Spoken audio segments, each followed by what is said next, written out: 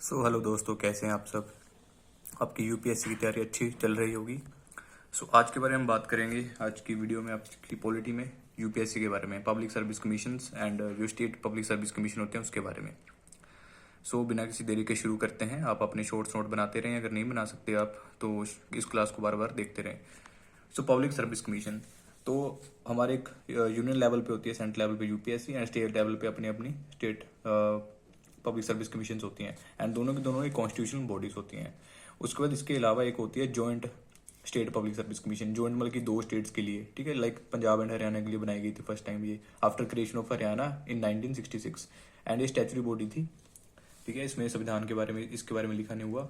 उसके बाद एक पीसीएस होता है, प्रोविंशियल सिविल सर्विस। एक पीएससी कहते हैं हम, पब्लिक सर्विस कमीशन, ठीक है। प्रोविंशियल सर्विस कमीशन, एक provincial civil services and public service commission. अब देखते हैं कि जो हमने ऊपर पढ़े हैं यूपीएससी, एसपीएससी एंड जेएसपीएससी, इसका मतलब फर्क क्या होता है। जो तो यूपीएससी है उसको जो अपॉइंट करते हैं, प्रेजेंट करते हैं उसके चेयरमैन को।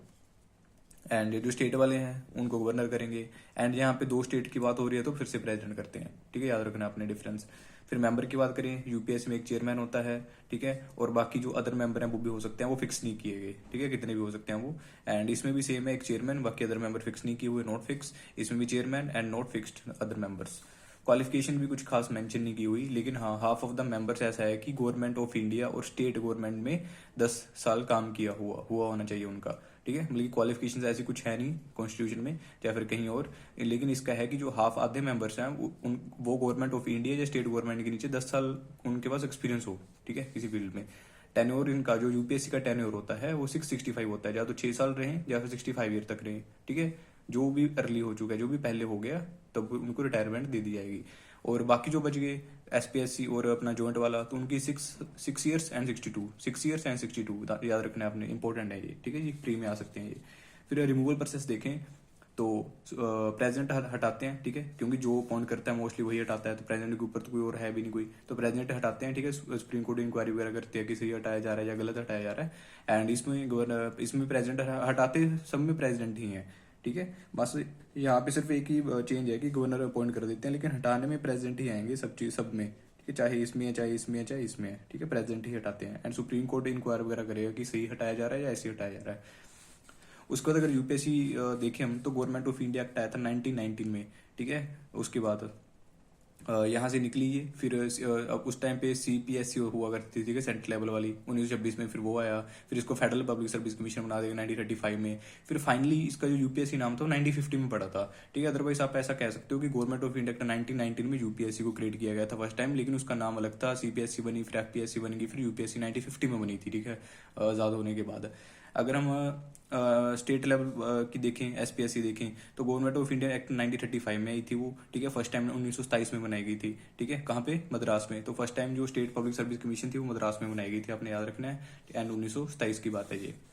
उसका गवर्नमेंट ऑफ इंडिया एक्ट 1935, इसी में इसका भी प्रावधान है, ठीक है। फर्स्ट टाइम पंजाब हरियाणा के लिए बनाई गई थी 1966 में, ठीक है। आप इसको याद मत रखिए, इसको याद रखिए कि first time Punjab and Haryana के लिए 1966 में बनाई गई थी। अभी तक इसके ऊपर कोई खास क्वेश्चन बना नहीं, आगे बन सकता है प्री में, ठीक है, याद रखना है आपने। उसके बाद है हमारा कि ये यूपीएससी के चेयरमैन है, वो आगे उनकी अपॉइंटमेंट हो सकती है, नहीं हो सकती, ठीक है। तो आफ्टर रिटायरमेंट यूपीएससी के चेयरमैन की तो कहीं भी अपॉइंटमेंट नहीं हो सकती, ठीक है, क्योंकि हम ऑब्वियसली नीचे तो जाएंगे नहीं, ऊपर जाएंगे, तो ऊपर यूपीएससी के चेयरमैन से ऊपर तो है नहीं, ठीक है, इस डिपार्टमेंट में कुछ, तो उनकी जो कभी भी कहीं और अपॉइंटमेंट नहीं हो सकती रिटायरमेंट के बाद। अगर मेंबर की बात करें तो मेंबर देखिए, यूपीएससी का चेयरमैन तो वो बन सकता है, उसके पास स्कोप है, अगर मतलब कि उनकी एज पड़ी है तो स्कोप है उसका कि चेयरमैन बन सकते हैं वो, ठीक है। ऊपर तो जा सकते हैं, नीचे नहीं आ सकते। यूपीएससी के जो मेंबर हैं, ठीक है, वो चेयरमैन बन सकते हैं स्टेट लेवल पे, या फिर जॉइंट जो स्टेट लेवल पे होता है उस पर बन सकते हैं, ठीक है। चेयरमैन तीनों पे चेयरमैन बन सकते हैं, मेंबर कहीं भी नहीं बन सकते, क्योंकि ऑलरेडी वो मेंबर बन चुके थे। ऊपर जाएंगे, नीचे नहीं आ सकते, ऐसे याद रखना है हमेशा इनको, इसको सोल्व करते टाइम कि ऊपर जा सकते हैं, नीचे नहीं आ सकते। अगर हम स्टेट पब्लिक सर्विस कमीशन में देखें चेयरमैन, ठीक है, कहाँ पे चेयरमैन है? स्टेट पब्लिक सर्विस में। एंड तो उसमें जो तो यूनियन पब्लिक सर्विस कमीशन है हमारे यूपीएससी, उसमें तो चेयरमैन बन सकते हैं, ठीक है, क्योंकि ये चीज़ बड़ी है, ये छोटी है, ठीक है, यहाँ पे बन सकते हैं, ठीक है। ये इधर वाली सारी चीज़ें बड़ी ही होंगी इनसे, ओके। उसके बाद यूनियन पब्लिक सर्विस कमीशन का मेंबर बन सकते हैं, ठीक है, क्योंकि ये यूनियन सेंटर लेवल पे है, स्टेट लेवल पे है, तो ये बड़ा हो गया, ठीक है। उसके बाद फिर जॉइंट सर्विस कमीशन का हो गया, ठीक है, वहाँ पे चेयरमैन बन सकते हैं, ठीक है, अदर स्टेट्स बल्कि अदर स्टेट में जैसे पंजाब का जो यूपीएससी पंजाब का स्टेट वाला था जो, ठीक है, वो तमिलनाडु में स्टेट में बन रहा है, ठीक है, चेयरमैन, तो वहाँ बन सकता है, बल्कि अदर स्टेट में बन सकते हैं, ठीक है, बल्कि एक स्टेट वाला दूसरे स्टेट में भी बन सकता है चेयरमैन। ओके जी। फिर अगर स्टेट लेवल पे कोई मेंबर था, स्टेट लेवल के ऊपर कोई मेंबर था, तो इसमें वो यूपीएससी का चेयरमैन बन सकता है, ठीक है, बड़ा है ये। फिर यूपीएससी का मेंबर बन सकता है, ये भी बड़ा है। फिर स्टेट लेवल पे चेयरमैन बन सकता है, ठीक है, ओबियसली बन सकता है, अपनी स्टेट में भी बन सकता है, पहली बात तो वो। उसके बाद फिर जॉइंट सर्विस में होती है, उसमें भी चेयरमैन बन सकते हैं, ठीक है जी। फिर अगर जॉइंट पब्लिक सर्विस कमीशन की बात करें तो चेयरमैन बन सकता है यूपीएससी में, यूपीएससी का मेंबर बन सकता है, किसी स्टेट लेवल पे चेयरमैन बन सकता है, या फिर वो कहीं और जॉइंट सर्विस पब्लिक कमीशन बल्कि कहीं और पे चेयरमैन बन सकते हैं वो।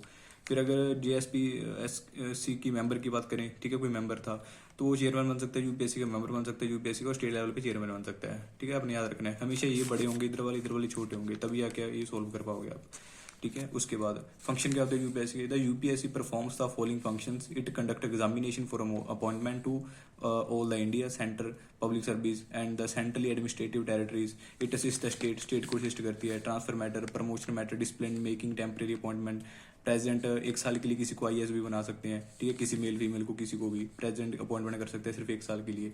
फिर री employment meaning retirement matter in this matter present UPSC से पोजीशन ले सकते हैं, ठीक है। मतलब कि इन सब मैटर्स में चलती तो सेंटर की है या फिर स्टेट की चलती है, ठीक है। लेकिन हाँ, अगर प्रेसिडेंट कोई सलाह मशवरा लेना चाहते हैं, ठीक है, किसी भी रिटायरमेंट वगैरह के मैटर में, एम्प्लॉयमेंट के मैटर में, तो प्रेसिडेंट यूपीएससी से कुछ पूछ सकते हैं।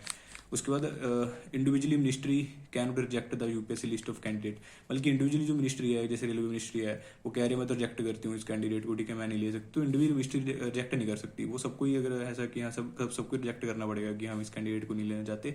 अदरवाइज सब नॉर्मली सब कैंडिडेट को ले ही लेते हैं, ठीक है, अपनी अपनी मुल्क वो रख लेते हैं कि मैं फाइनेंस मिनिस्ट्री में लूंगा इस कैंडिडेट को, डिफेंस में लूंगा, ठीक है, जिनकी सिलेक्शन में आती है उनकी बात कर रहे हैं। लिमिटेशंस क्या है यूपीएससी की, रिजर्वेशन सिस्टम के ऊपर ऐसा नहीं है कि यूपीएससी का कुछ चलता है, वो तो सरकार ने जो कानून बनाए हुए हैं उसके ऊपर चलती है, तो रिजर्वेशन सिस्टम में कोई रोल नहीं होता यूपीएससी का, ठीक है। जैसे सरकार कानून बना देगी वैसा ही कर लेगी यूपीएससी, तो उसमें कोई मैटर रोल नहीं है इसका। फिर मैटर ऑफ अपॉइंटमेंट में भी कोई मैटर नहीं है, वो स्टेट गवर्नमेंट है या फिर ऐसा स्टेट में किसी में डीसी बनाना है, डीएम बनाना है, कोई मैटर नहीं है यूपीएससी का, उसमें वो स्टेट लेवल खुद करेगी, ठीक है, सरकार खुद बनाती है। सैलरी, ट्रेनिंग, कार्डर सर्विस, ठीक है, सारी चीज़ें गवर्नमेंट करती है, यूपीएससी नहीं करती। उसको UPSC the central requirement agency of government, वो सिर्फ रिक्वायरमेंट की एजेंसी है, वो एग्जाम करवाती है, ठीक है, आगे सेलेक्ट करके भेजती है, बाकी आगे उसके बाद डीसी बन रहा है, कोई डीएम बन रहा है, एसडीएम बन रहा है, उसकी कोई मतलब नहीं है यूपीएससी को, वो सारे गवर्नमेंट ही करवाती है। UPSC function is to advise, not to decide, ठीक है, यूपीएससी का जो फंक्शन है वो एडवाइज करना है, डिसाइड करना नहीं है, तो अपने याद रखना है। तो ये सारा हमारा यूपीएससी के बारे में था आज का चैप्टर, ठीक है, ऑलमोस्ट हमारी कंप्लीट हो चुकी है पॉलिटी बस। इसके बाद तो लाइव आके मैराथन्स करेंगे, जिसको अच्छा लगा वो लाइक सब्सक्राइब कर सकते हैं, अगर नहीं अच्छा लगा तो हमें बता सकते हैं और ज़्यादा इंप्रूव करने की कोशिश करेंगे। थैंक यू, शुक्रिया, धन्यवाद।